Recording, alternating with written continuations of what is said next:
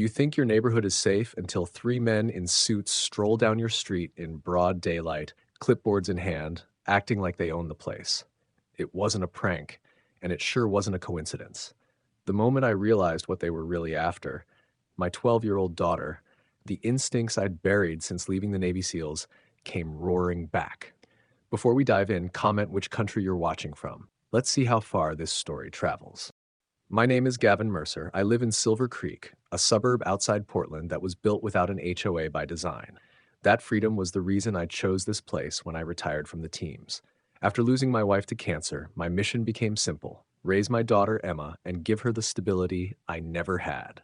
She's 12, bright, funny, a budding geologist obsessed with fossils and meteorites, the kind of kid who can lecture you for 10 minutes about how obsidian forms.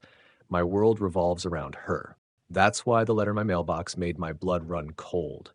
It claimed to be from the Silver Creek Homeowners Association, citing Carol Hayes, my elderly neighbor, for non-compliant ornamentation, her painted garden rocks. The fine? $325. The problem? Silver Creek doesn't have an HOA. Never has. Carol, shaken, brought the letter to me. I sat her at my kitchen table, ran the details, and it didn't take long to peel the scam apart. The contact number traced to a burner line, the website had been registered just weeks earlier, and the logo was ripped from another HOA across the country. By sundown, half the block had received similar fines. Trampolines, koi ponds, flower beds, anything they could spin into a violation. But one detail stood out. My cameras caught a black Suburban idling on the corner the same day the letters arrived. Its plates linked to a shell company called Property Assessment Services, LLC. My buddy Felix, a retired cop down the street, confirmed it wasn't legitimate. Whoever these people were, they weren't neighbors, and they weren't amateurs.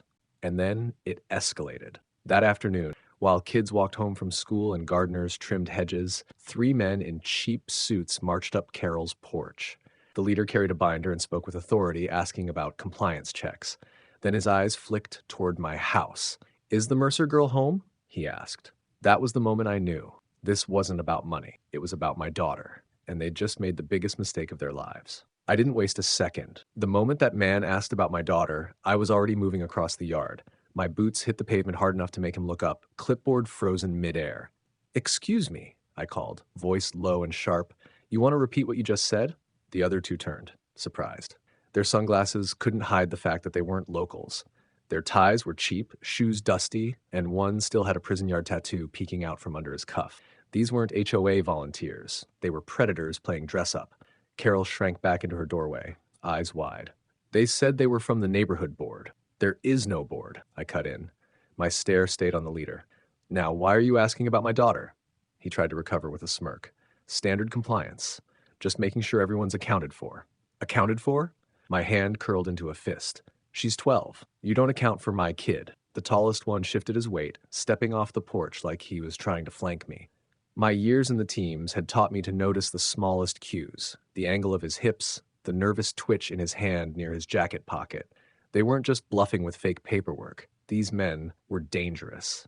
Neighbors started watching. Felix leaned on his mailbox across the street, phone already out, recording. A couple of landscapers paused their leaf blowers. The neighborhood wasn't quiet anymore. The fake enforcers had an audience. I raised my voice so everyone could hear. "This is fraud. These men are impersonating an HOA in a neighborhood that's never had one, and now they're targeting a minor. That's a felony under Oregon law." One of them cursed under his breath. The leader snapped the binder shut. "You don't want to make this difficult, Mercer. We'll be back." They started to walk, but I stepped into their path. "No, you're not coming back. You're going to tell me exactly why you're sniffing around my daughter, or you're not leaving at all." The leader tried to laugh it off, but I saw the flicker of panic in his eyes. They hadn't expected resistance. Not here, not in broad daylight. That was when my daughter Emma opened the front door and called, "Dad, what's going on?" Her voice froze everything. The men's heads turned, and in that split second, I knew talk time was over. If you're enjoying this HOA story so far, like and subscribe, because the story is only going to get better. Emma stepped onto the porch, her backpack still slung over one shoulder, hair pulled into a messy braid. She was just a kid, innocent, unprepared for the kind of men standing in our yard. "Stay inside," I told her, but the words were barely out before one of the fake enforcers moved. The tall one lunged up the steps, hand out like he was going to snatch her arm. That was his mistake.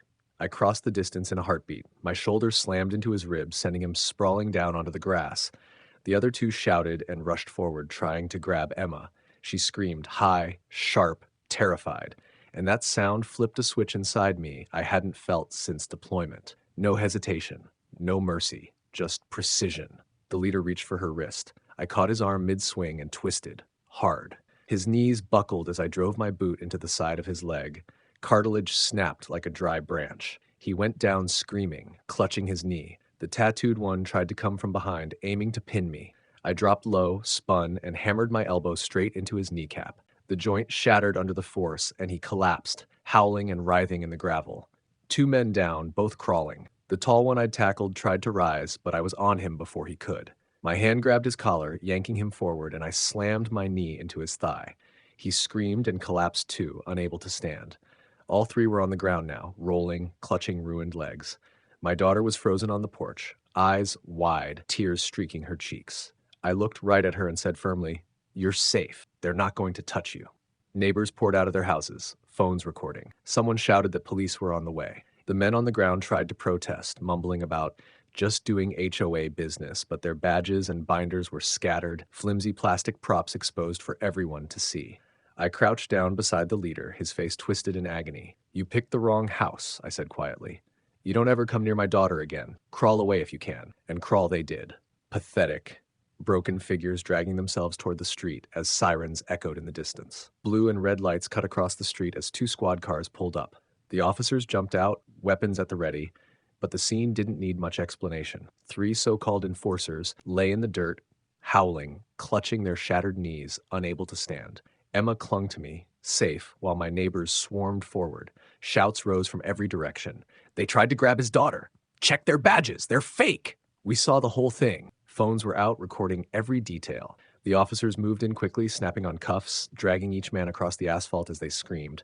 When one of them tried to sputter about official HOA enforcement, the officer ripped the badge off his chest and held it up with disgust. "Plastic. Cheap. Fraud. Kidnapping and impersonation," the lead officer muttered. "You boys are done." That's when the truth came out. One of the men broke under the pressure. "It wasn't us. We were sent by Carol Hayes. She paid us to scare him, to grab the girl." The entire block went silent. Even the officers froze for a second, the name hanging in the air like a thunderclap. Carol Hayes. Gasps rippled through the crowd. Some neighbors cursed out loud. Others shouted, "I knew it." The officers exchanged sharp looks. One scribbled her name in his notepad. Another spoke into the radio. "We need a warrant for Hayes, now." Emma squeezed my arm tighter. "Daddy, she sent them?" I looked her in the eyes. "Yes, but she'll never touch you again." The officers confirmed right there on the curb. Carol Hayes would face conspiracy charges, abuse of authority, and attempted kidnapping. The 3 enforcers, meanwhile, were stuffed into the backs of police cruisers, their bravado gone, left crying and crawling in cuffs. Neighbors who once thought I was exaggerating now clapped me on the back, thanking me for protecting not just my daughter, but every kid on this street. As the last cruiser pulled away, I wrapped my arm around Emma. The fight was over. She was safe. Carol Hayes had overplayed her hand and lost everything in one brutal, undeniable move.